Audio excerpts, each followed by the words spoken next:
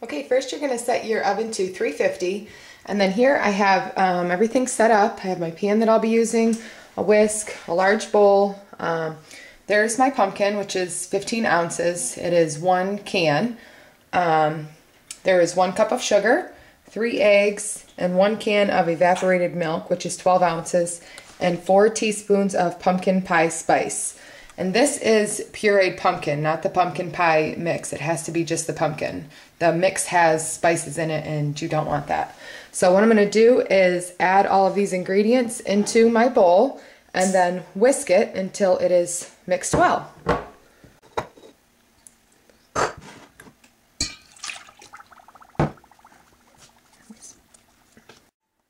Okay, I went ahead and greased this pan with this Baker's Joy. It is baking spray with flour in it. If you're going to be making the gluten-free version of this, then you could just use Crisco and that would work just fine. You don't need to use cornstarch or anything. The Crisco works just well. This is the mixture, so we're going to pour this into the pan. And then we are going to take a dry cake mix. Here's a Betty Crocker yellow cake mix. You can use yellow or spice. Even though it sounds like spice would work better with this, I actually think that yellow tastes a lot better. But if you were going to be doing gluten-free, you would just use a gluten-free cake mix, which they now have at the store, and it's about, I think this is like $1.34. The gluten-free is like $4.34, I think. So it is a little bit more expensive, but I'm making this for a ladies' meeting at church, and I'm trying to cut back on sweets anyway, so I'm not making gluten-free. That way I won't be tempted to eat it. But what you're going to do is just take, this is your puree right here, and you're just going to take this dry cake mix, and you're just going to sprinkle it over the top evenly. So I'm going to do that, and then I'll show you what it looks like. Okay, so I've sprinkled the cake mix all over it, and I literally just cut the top off of the bag of dry mix and stuck my hand right in the bag and just sprinkled it all over the place. And it looks as if there may be too much, but there's not. I mean, you really have to use the whole cake mix. And then you can just take a, you'll probably make a mess. You could just take a wet paper towel and just go around the edge and clean it up a little bit so that it doesn't look super sloppy, because this is probably something that you're going to make if you have house guests or for Thanksgiving or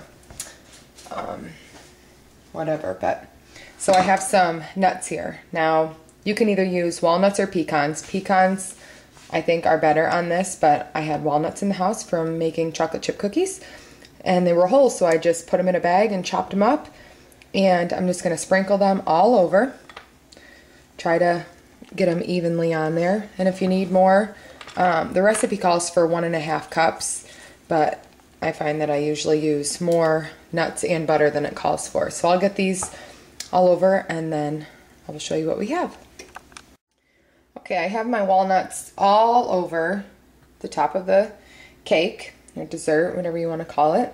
Now I have a whole cup of melted butter here that we are going to try to pour evenly over the top of this, and then you put it in the oven for about 50 to 60 minutes or until it's done. You can just put a toothpick in the middle just like with a cake, and if it comes out clean, then it's done, and then it needs to cool for 30 minutes. This is what it looks like with the butter on it before we pop it into the oven. I mean, it's not it's kind of blotchy in places, but it does not matter. It will turn out really good. It does not have to be perfect. It's kind of a easy, you know, throw everything together kind of dessert. So it's okay if it looks like this. Just pop it in the oven, and I'll be back and show you what it looks like when it's done. Okay, this is the finished product. You can cut it into 2 rows here and 3 here to give you 12 good sized slices.